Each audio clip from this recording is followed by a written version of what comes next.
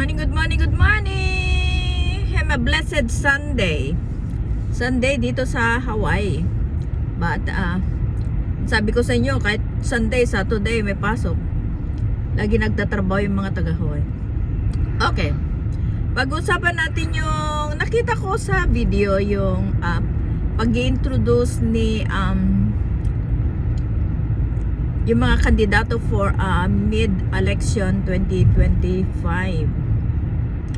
At yung mga kandidato ay sila Bongo, Bato de la Rosa, at saka Philip Salvador. Ang ginagawa ni Philip Salvador, God! Akala siguro Philip Salvador parang pelikula na merong laging may merong shooting ng pelikula. So, pati ba naman si Philip Salvador, Diyos ko, nakisaw-saw na rin. At saka marami pang iba.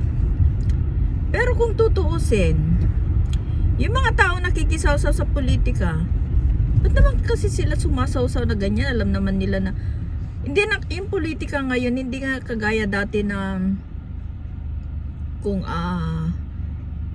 meron kang background ng politics, kung meron kang natapos, either basta meron kang degree, ganun. Yun ang mga may lakas na loob na tumatakbo sa politika noon. Pero ngayon parang ginawang pelikula. Parang ginagawang ano ba yan? Parang studio na. Biro mo naman yung Philip Salvador, si Robin Padilla. Bakit wala yung mga leading lady nila? Para naman may compare natin na parang nagsi-shooting lang sila. Oh my God. Ang politics sa Pilipinas ngayon ibang-iba na. Kahit nawala ng mga background, walang nalalaman sa politika, basta they're famous. Yung mga yung mga voters naman, bato-bato sa langit. Kayo magagalit pero yun talaga ang totoo kahit na alam nila na walang alam, ganyan, paano siya, hindi ba nila naiisip na paano kaya gagawa ng law, ganyan. Biro mo naman si Robin Padilla, nandun na sa sa Senate hearing, hindi niya masabi yung ano ba yung sinasabi ng mga pagka any objection, ganyan, or hearing adjourn or move, ganyan. Yung ba sasabihin niya, ano bang sasabihin ko? Magmumove na ba ako? Ano bang ibig sabihin ng magmumove? Robin Padilla naman, magmumove na daw. Okay, magmumove na nga ako. Ganyan siya.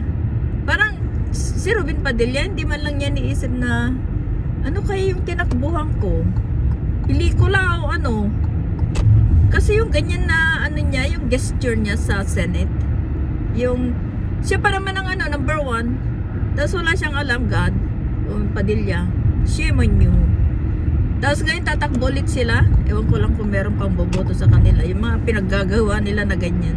Pati si Kibuloy na Diyos ko, dila na lang yata ang walang latay. Meron, kahit yung dila niya, meron kasalanan si Kibuloy Kaya siguro kahit na latiguhin mo pa yung buong katawan ni Kibuloy, talagang punong-puno siya ng kasalanan. Ganun kasama si Kibuloy. Pero itong si Robin Padilla, si Bato, sino pa yan? Si Bongo, Kondo. Sige pa rin silang pagtanggol kay Kibuloy. Kasi meron daw na itulong sa kanila, ganyan. Natulungan sila nung nangangampanya sila. Itong si Robin Hood Padilla, pinahiram daw yung helicopter. That's bias. That's BS. Kahit alam mong masama na, dahil pinahiram ka na helicopter, iboboto mo, ipagtatanggol mo, no? Mga mambabatas pa naman sila. So ngayon, sabi ko nung napanood ko yung video na ini-introduce yung mga ano, mga line-up nila. Oh God. Kahit paulit-ulit ko siguro naisipin na ano, noon parang, alam niyo guys, kahit nandito na ako sa Hawaii, sinusundan ko yung mga nangyayari sa Pilipinas.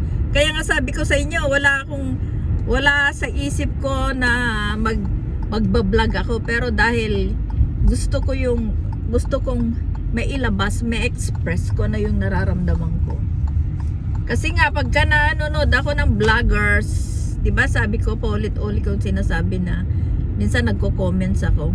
Pero wala silang, ewan ko kung paano nila gagawin 'yon. Siguro pag subscriber naman ako, pero wala naman lumalabas sa ano nila, sa screen nila. Ewan ko. Kaya nga nag-decide ako na vlog na nga ako para masabi ko yung gusto ko. Instead na magko-comments ako sa vlog na may vlogs. So ayun nga guys, paano mo naman iboboto yung mga taong kagaya nila na kahit na isa, wala man lang silang maisip na tama. Pangalawa, ewan ko, butin lang hindi ko si Raffy Tulfo naman loner yun eh. 'Di ba nung kampanya siya lang mag-isa. Nangampanya siya mag-isa. Kasi nanonood ako ng niya noon, ng yung programa niya. Tapos nawawala siya sa yung pala nangangampanya. But it's fine. Kung yun ang gusto na, alam nga naman na pakialaman mo pa. Pero yun lang napansin ko kay Raffy Tulfo. Loner siya pagdating sa kampanya. Pero ngayon, wala pa kasi bago-bago pa lang siya eh. Si Raffy Tulfo, sila Robin Padilla, ganyan.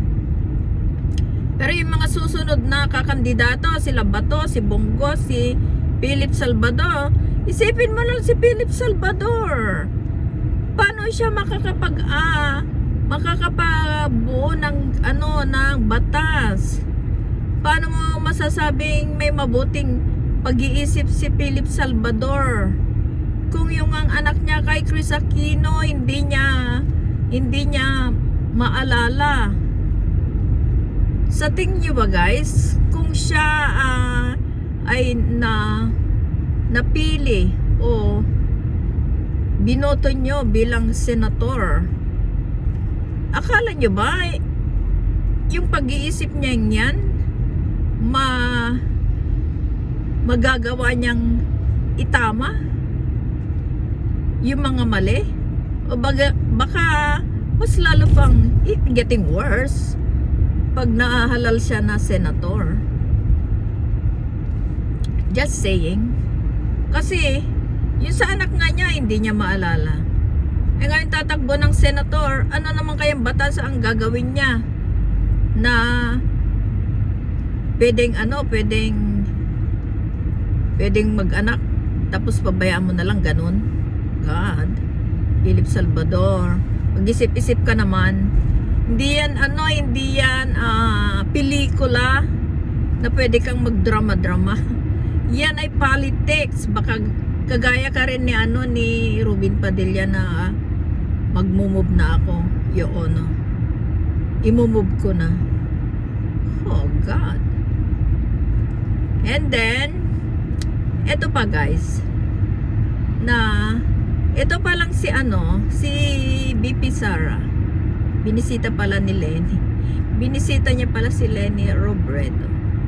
Baka meron siyang iniisip na tandem nila. Samantalang nung panahon ni Digong, hit nila si Lenny Robredo. Initsipera nga ni Duterte noon. Hindi nga niya kinakount as a vice president noon. Ngayon lalapitan ni Sara Duterte. Oh, what a plastic. Si Sara Duterte meron din palang pagka-Tupperware, no? Halatang halata. Kasi tingnan mo na lang yung bibisitahin mo yung number 1 na kalaban ng tatay mo. Ngayon na wala kang kakampi.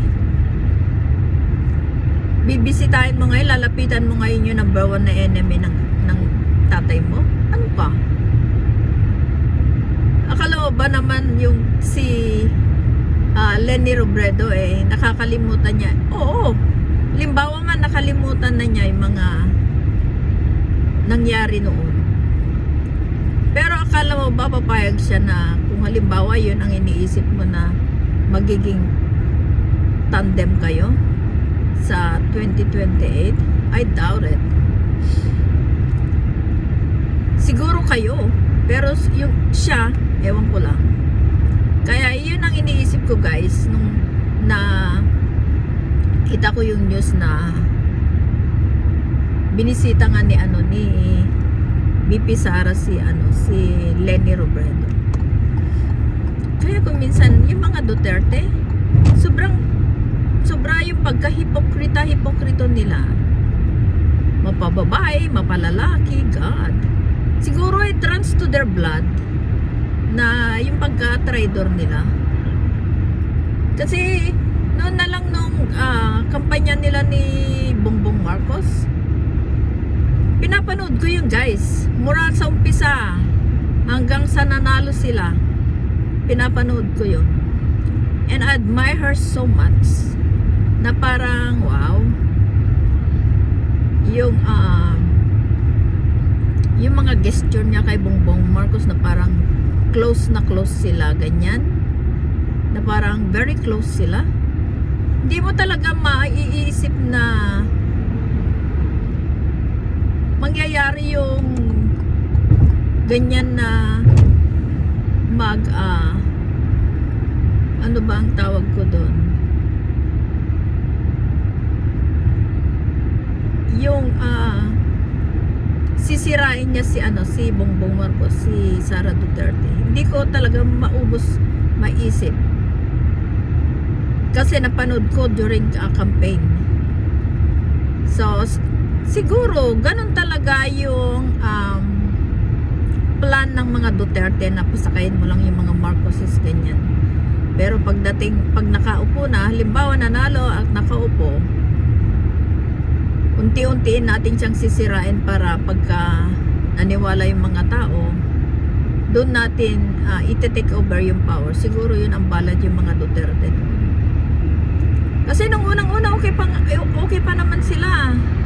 Kahit na magtanong kayo noon, sila mabait si Bongbong Marcos, ganyan-ganyan. Kahit yung mga lalaking Duterte noon, oo.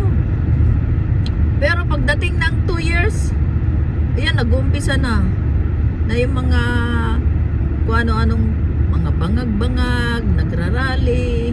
Dumating yung punto na siguro hindi na nila makaya na bakit ang tagal, bakit hindi siya bumababa, ganyan. Yun na yung nung umalis si Bongbong Marcos, tapos nagrally sila na parang ang balak pala nila magpi-people power papuntang Malacanang para ite-take over yung Malacanang. Unfortunately, hindi sila nag-succeed sa binabalak nila. So, yun lang, guys. Sa susunod ulit na chismisan natin, maritesan natin. At I hope you have a blessed Sunday. And stay safe all the time, guys. And thank you for watching my video. Don't forget to subscribe and like and share. Bye!